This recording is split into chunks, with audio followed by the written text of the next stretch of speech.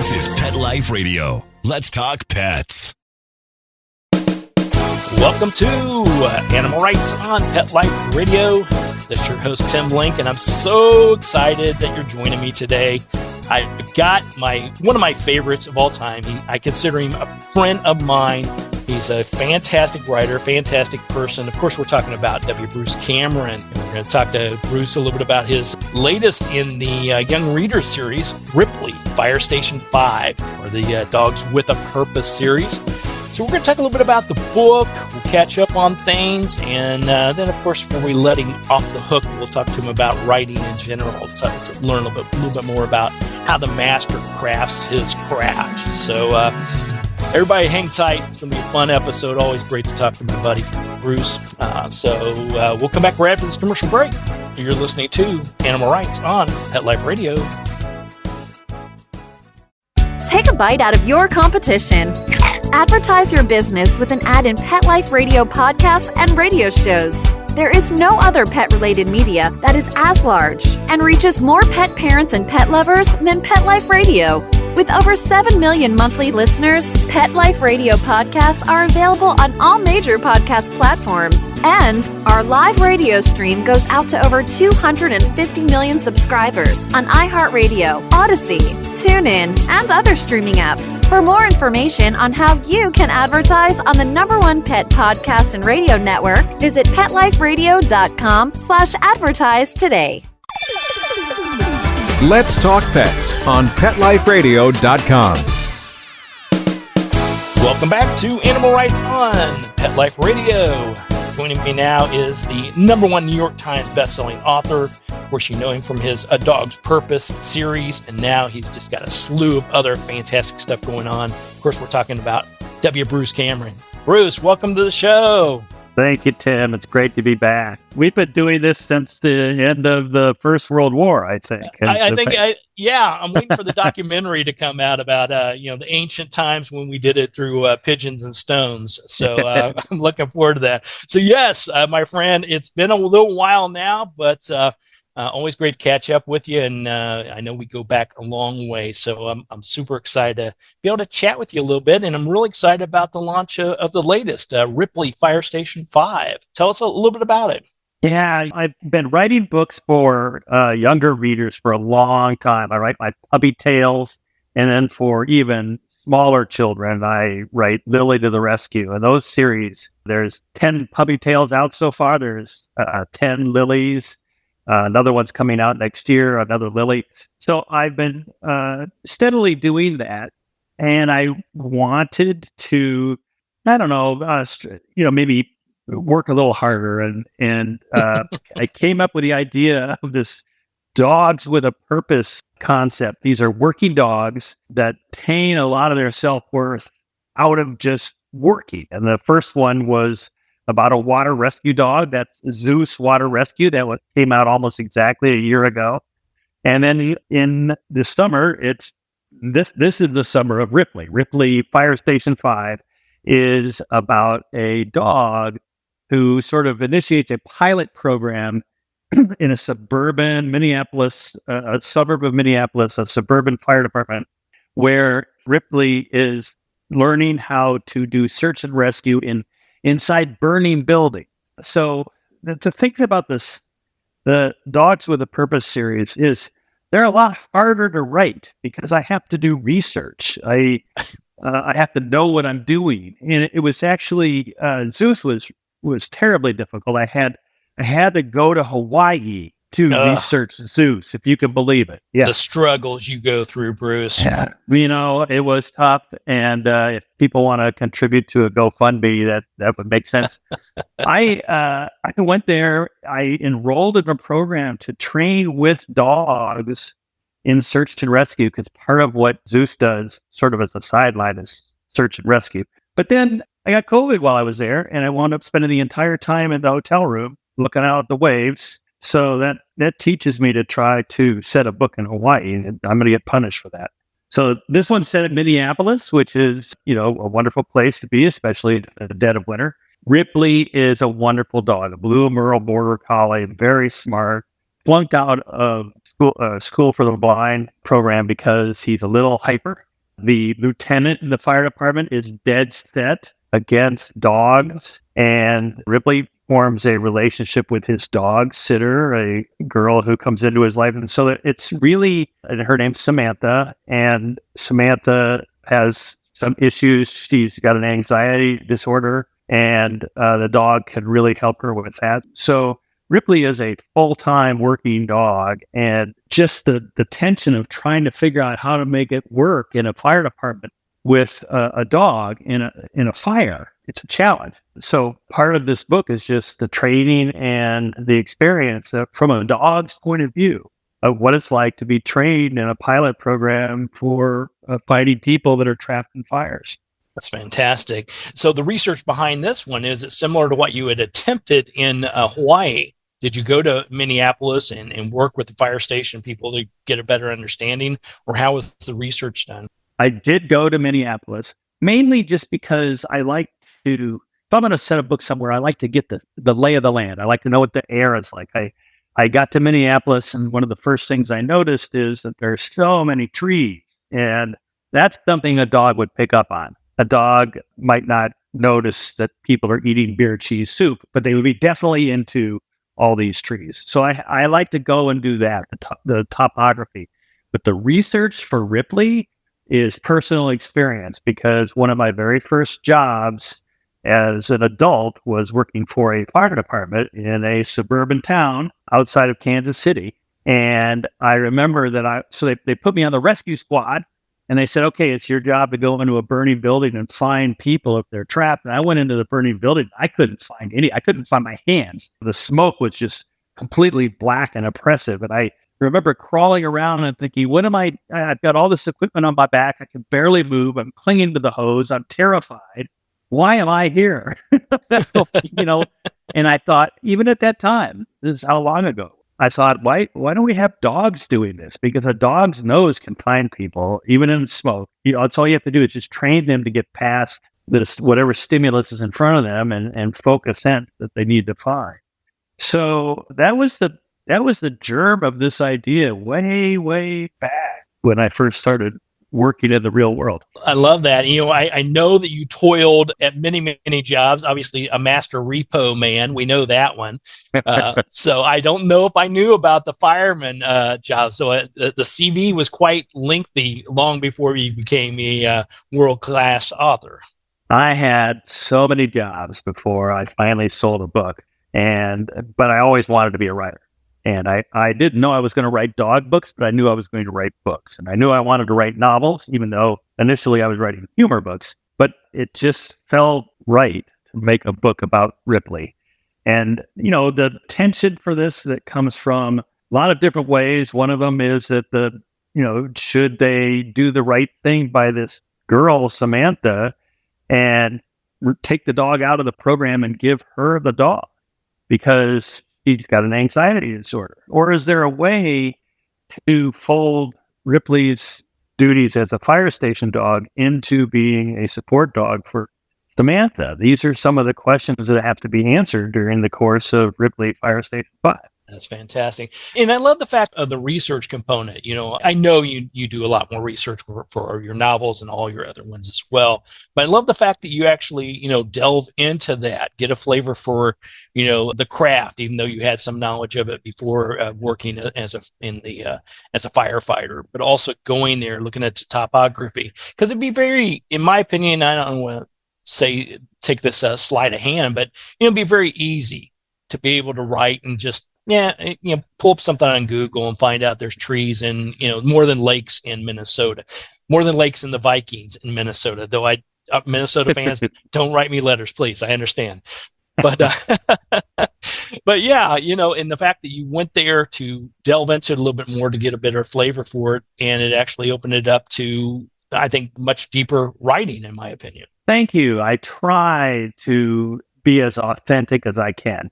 On the other hand, I also am very fanciful. For example, in Zeus Water Rescue, the first dog in the series, there really isn't a program in America to train water rescue dogs. I have met literally all the water rescue dogs in America because we have so few of them.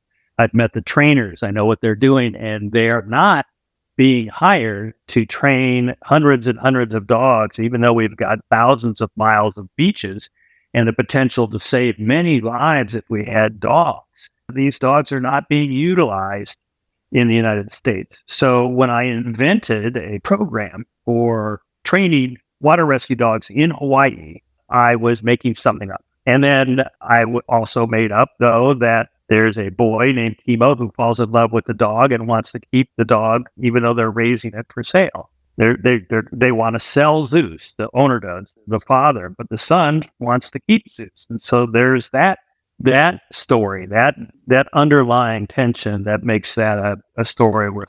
And when it comes to Ripley, same thing. It's like they're absolutely adamantly against having Ripley in the fire department. The captain is inclined, but the captain's getting ready to retire. What will happen to Ripley then? And what are we going to do about Samantha's growing dependence on Ripley for emotional support? It's a complicated problem. And I look at that as being the secret to my success writing for younger children. I don't dumb anything down. These books are basically, I write them for adults, and then my editors go through and they request permission to make the vocabulary a little more simple, sometimes to take out themes that they find to be too mature, and I'm okay with that. But I never set out to write a children's book. I set out to write an adult book, and that is the feature of Dogs with a Purpose.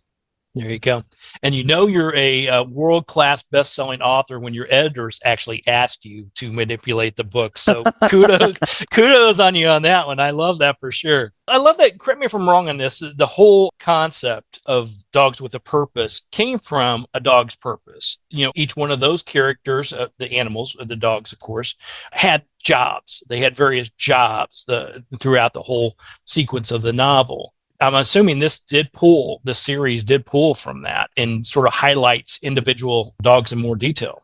Well, this is ancient history. When I sat down to write A Dog's Purpose, many, many years ago, it seems, I had it in mind that a couple of the dogs would be tracking dogs. And I wanted an air sniffing dog and I wanted a ground sniffing dog. And then I came to realize that I didn't have to have two, and that it would be more fun to have a search and rescue dog who works for the fire department.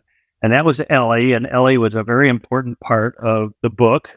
But Bailey was just a pet, and I don't want to say just a pet because they're so important. Yeah, you don't want to get letters either, yeah. But you were right, Tim. I was focused on how much dogs really love having a purpose. We've bred them for so long to be at our beck and call and to assist us in whatever we're doing that they long for that now. That's what they want. And so I set out to say, well, I'll write a series about dogs that are working. I'll call it Dogs with a Purpose. It does tie into a dog's purpose a little bit, but that's more of a branding thing than it is a theme. But as I said, doing the research for this, so I'm writing a book right now about a sheep herding dog, and it'll be out in a year. And we're calling that one Stella. And Stella is sheep herding, and that's so complicated and difficult to learn as a human. I mean, I don't know how dogs do it because I can't keep these commands straight, but they do. So I see a trip in the future to the Scottish Highlands or Ireland to really get a better feel for how sheep herding dogs actually do their craft. That's a great suggestion, Tim. I'll put you in touch with my editor, and you can tell her that the publisher needs to underwrite a little research. Yeah, I think so. Now you just need to figure out what dogs in Tahiti do. That's the key. That's the next one. Right. I love it. So let me ask you on the book itself. I love the fact that Ripley, in Ripley and Fire Station 5, this is a border collie. Now, I won't profess to have ever been in every fire station out there, and I won't profess to know everything about the craft. They do fantastic work. But every dog I've ever seen, you go back to the traditional Dalmatian, of course, that's associated with fire stations. And I've seen quite a few golden retrievers and various types of Labradors, sniffing type dogs. But I've never seen a border collie. So when you put together Ripley Fire Station 5, is it a matter of trying to find something a little bit different that would provide a little bit different hook into the book? Or was it more of you learned more from the research side of things that said, hey, this is the type of dog we should put into the book? Well, all dogs are wonderful. And I so enjoy reading about different dogs and their traits. And border collies are really smart, and they are among the dogs that are accepted into the leader dog for the blind programs. It was initially going to be a book about a leader dog for the blind, but honestly, I ultimately decided that it was more interesting to go with the fire department idea, and that's where I went. Every dog is wonderful, and any dog is capable of doing the kind of work Ripley does, but Ripley is just a very special dog who happens to be the one that I picked. I could have picked a Dalmatian. I think, people always decry the intelligence of Dalmatian. They are beautiful dogs. That doesn't mean they're dumb and beautiful. Some of them are very smart. So that wasn't a factor. Labradors, I'll just note that my dog Zeus is a Labrador, and I have some Labradors sprinkled throughout my books. I grew up with Labradors, so it's very easy for me to write about those. So I kind of needed to pick a different breed. And I'd never written about border collies before, but when I started researching them, I was fascinated by their instincts, their desire to impose order on chaos. That seemed perfect for a dog who was going into a burning building. I love that. I love that aspect of it. Putting together the book itself, the background, the research, and the things that went into it. I love the fact that you started on one path or one idea, whether it be the type of dog or in what they would be doing, and sort of finessed it to what would actually be something you think would be attractive. How do you finesse the type of character that's in the book? Because oftentimes, obviously, there's a dog that has a job. That's one part of the drama, but the other is the dog is supporting usually a child or someone within a family member. How do you develop that part of it and decide what type of personality, character, trait, challenge, whatever it may be, that particular character is going to be going through? Yeah, that's a great question, Tim, because ultimately in my dog books, there are an awful lot of people. An exception might be parts of the book I wrote called The Dog Master, which went into the inner workings of a pack of wolves. Right. But for the most part, dogs, the drama surrounding the dogs is mostly due to the external influences of human beings. You don't really have dogs that are embezzling from the company or sending bullying emails. That just doesn't happen. So if you want to put drama into a book, you're going to have to rope in some human beings. And I think that a lot of people read my books like A Dog's Purpose and scarcely notice the people in it, except for when you start talking to them, they start talking about the relationship between the dog and the people. And that's the essence of Dogs with a Purpose. They're here to help us, humans. Therefore, our stories are important to the book as well. Ripley, Fire Station 5, there's all these firefighters. And then there's Samantha, the girl who's his dog sitter. And then there's the lieutenant who wants the dog out of the fire department. And Josh, who is the person who brought the dog into the program. So you've got all these things going on, and it's got mostly to do with humans, but people who want to read about dogs and understand dogs and just be in the world of dogs, they will not be disappointed by Ripley Fire Station 5. There you go. Love it. I love it. And as they always say, never work with animals or children because they'll always upstage you. So I love that. Well, we're going to take a quick commercial break. We'll come back and continue our conversation with Deputy Bruce Cameron, the book Ripley Fire Station 5. We'll talk to Bruce also about writing in general. So everybody hang tight. We'll come back after this commercial break. You're listening to Animal Rights on Pet Life Radio. Hi, this is Tim Link, animal communicator and pet expert and host of Animal Rights on Pet Life Radio. Have you ever wanted to know what your pet is really thinking? Do you want to find out if they truly understand what you're trying to tell them? Or wish you could build a better understanding and closer relationship with your pet? Well, now you can. Learning to Communicate with Animals is a 4-part on-demand workshop. In the workshop, you'll learn the essential techniques that are necessary to communicate with animals, including what is animal communication, breathing correctly to achieve the perfect state to communicate with your animals at a deeper level, using guided meditation exercises, a method to communicate with animals, and how to send and receive information from your animals. So if you're wanting to learn how to communicate and connect with your animals at a deeper level, visit PetLifeRadio.com/workshop and purchase and download Learning to Communicate with Animals. You'll be glad you did.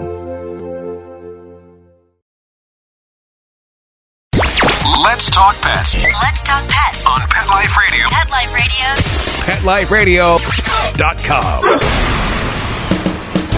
Welcome back to Animal Rights on Pet Life Radio. Continue our conversation with #1 New York Times bestselling author and our good friend W. Bruce Cameron. Now, Bruce, we talked a lot about the book Ripley, Fire Station 5.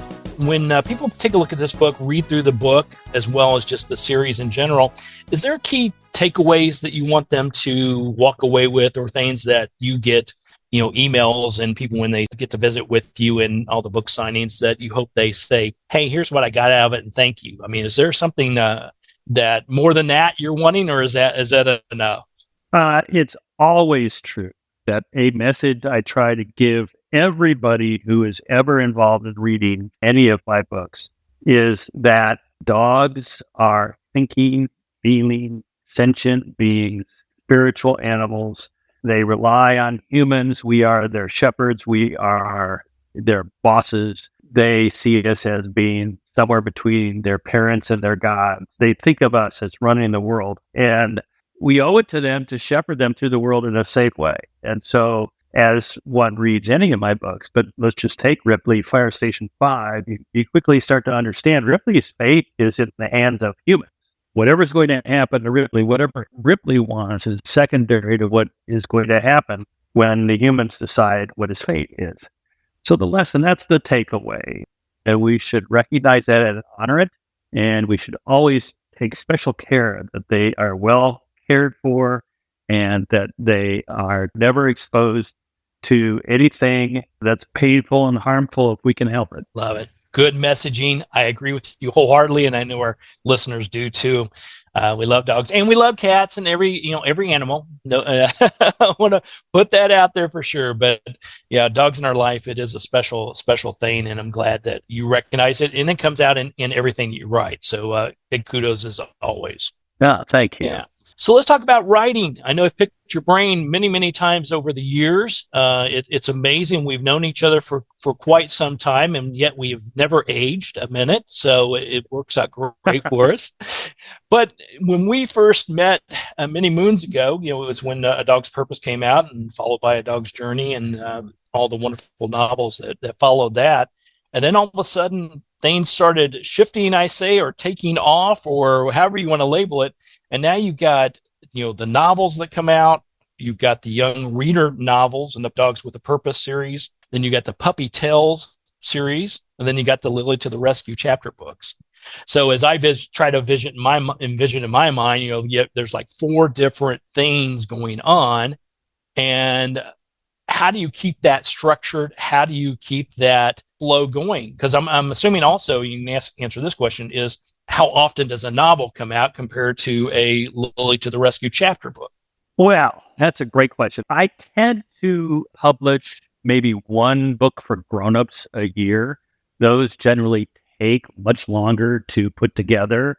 Although I will note that it's a bigger challenge to write a book, A Dogs with a Purpose book, than pretty much any other kind of book I've ever written, because of the amount of research and the amount of way I've got to be accurate. And I have a tendency to ignore, to my own peril, ignore timeline. So I'll be like, okay, and so then the lambs are born in December. And then I look it up, lambs are not born in December. So that's always coming at. But for the most part, it's 1 adult book a year, 1 or 2 of the Puppy Tail / Dogs with a Purpose. Those are both the same length, and they have similar targets. I'd say the Dogs with a Purpose series skews more older, Many adults have read Seuss Water Rescue. They haven't read Ripley's Fire Station 5 yet because that's relatively new on the scene. But the adults like those books, and older kids like those books. Younger children like the puppy tales. But then it goes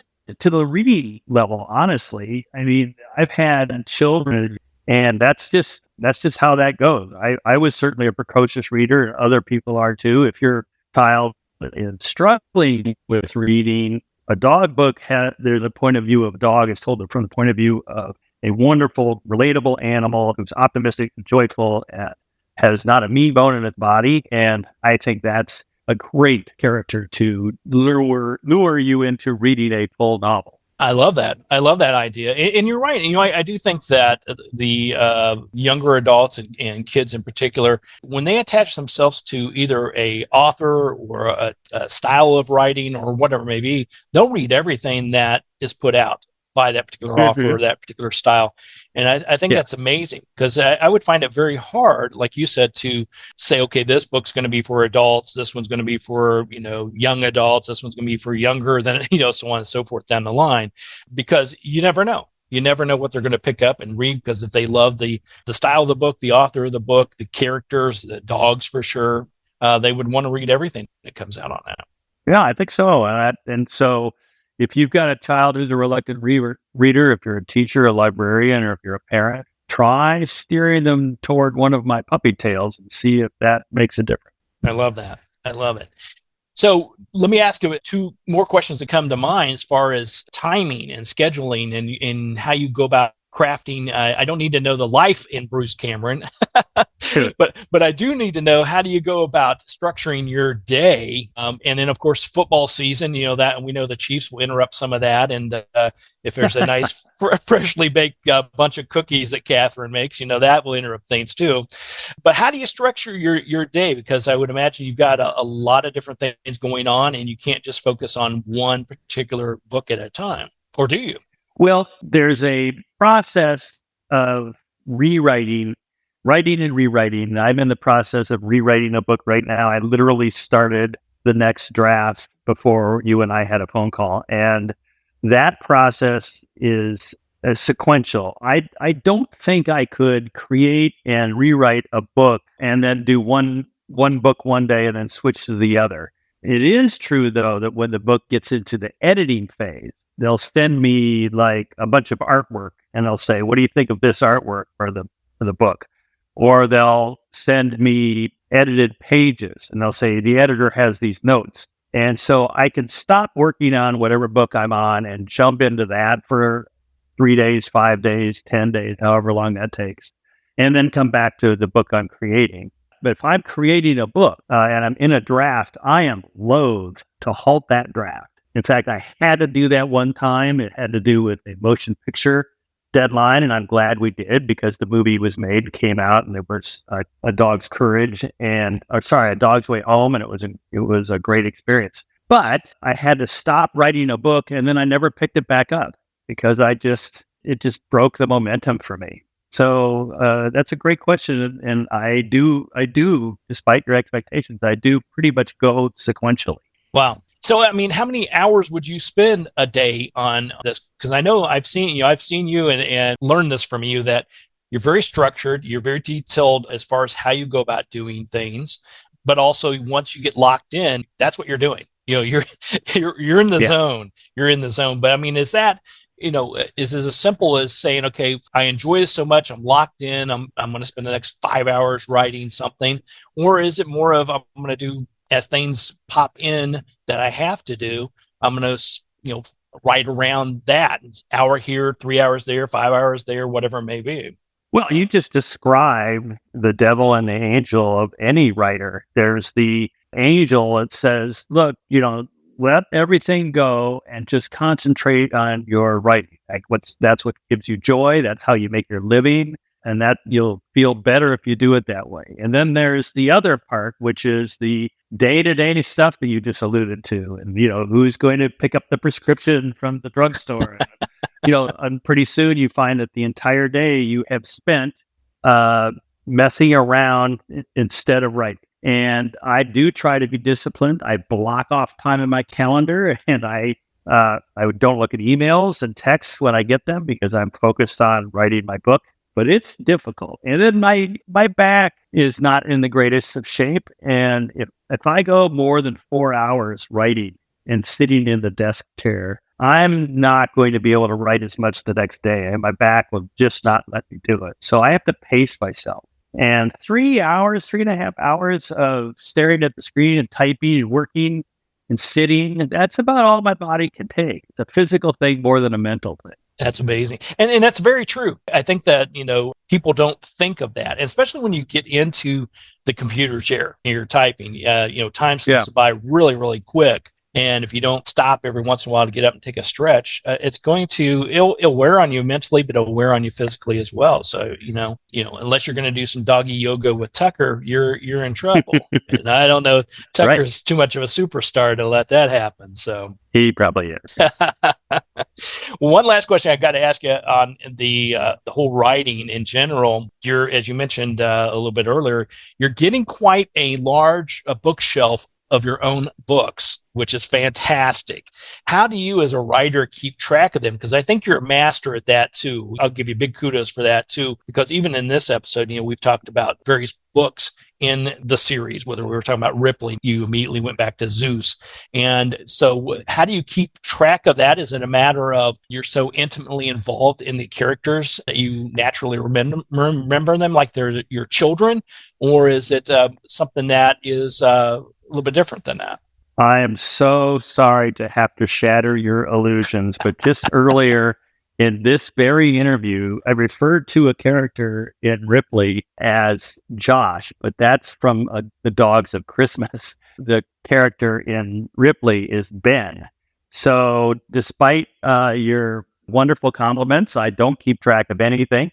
I actually have a list of who my characters are, because I found if I accidentally name a character in one of my books and then I name another character in another book the same name, I get readers writing me and saying, I love it. Are these the same people? Are they related? Do they know each other? And I'm like, oh my gosh, I didn't even see that coming. So I have to be very meticulous. Otherwise, I cause all that confusion. But no, I don't keep it all trapped in my head. Ripley is my 36th published book. Wow. And there's just no way I can remember all the 35 other books worth of characters and situations, all of that. I just did that to trip you up a little bit, Bruce. I knew that all along. I wasn't. No, but I think that's great. That's a great information for writers out there, because you do become intimate with all the characters in the books, and you do become intimate with the books themselves. But as you're firing off different books and keeping things going, you're working on the next one while we're talking about this one.